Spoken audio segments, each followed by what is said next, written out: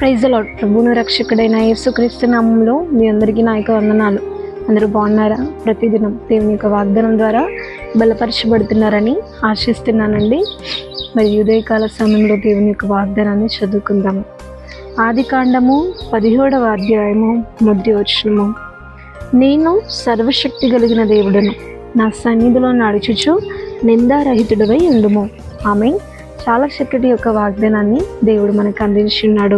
ఈ మాట దేవుడు అబ్రహాముతో మాట్లాడడం అనేది జరుగుతూ ఉన్నది. ఇక్కడ అబ్రహాముతో దేవుడు అంటున్నాడు ఏంటంటే, దేవుడు అబ్రహాముకు ప్రత్యక్షమే అంటున్నాడు, అబ్రహామా, నేను సర్వశక్తి కలిగిన దేవుడను, నా సన్నిధిలో నడుచుచు నిందారహితుడవై ఉండుము అని చెప్పేసి దేవుడు అబ్రహాముతో మాట్లాడడం అనేది జరుగుతూ ఉన్నదండి. నిజంగా మన దేవుడు ఎలాంటి దేవుడు అంటే సర్వశక్తి కలిగిన దేవుడై ఉన్నాడు. అంటే సర్వం మీద ఆయనకు శక్తి ఉంది, సర్వాన్ని ఆయన కంట్రోల్ చేయగలడు.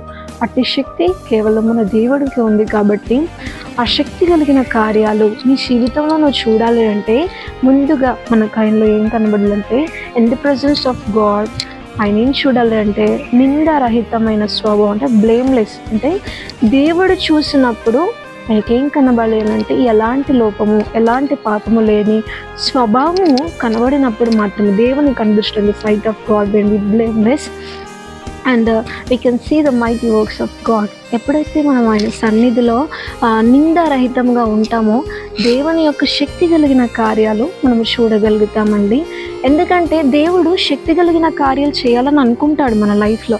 కానీ ఒక్కసారి ఆయన కనుదృష్టి మన లోపల ఉంచేసరికి మనకేం కనబడుతుంది, ఆయనకి ఏం కనబడుతుంది అని అంటే ఆయనకు నచ్చింది కనబడుతుంది.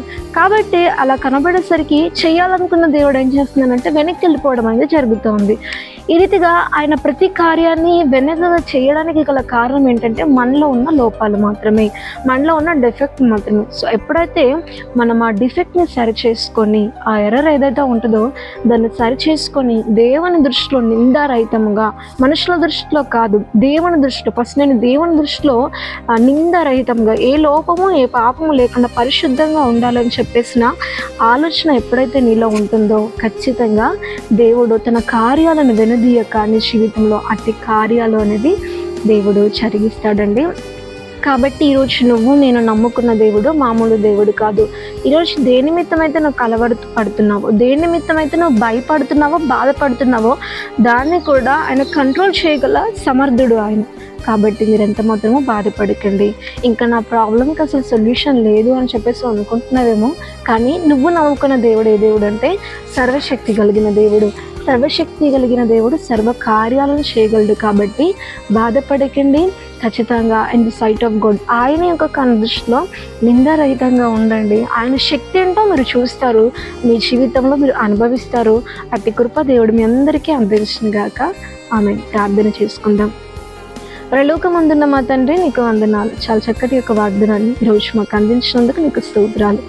సర్వశక్తి కలిగిన దేవుడును కనుక నా ఎదుట నిందారహితుడవై ఉండు అని చెప్పేసి అబ్రహాముతో మీరు మాట్లాడినందుకు దేవా, ఈరోజు మాతో ఆ మాట కూడా మాట్లాడుతున్నారు.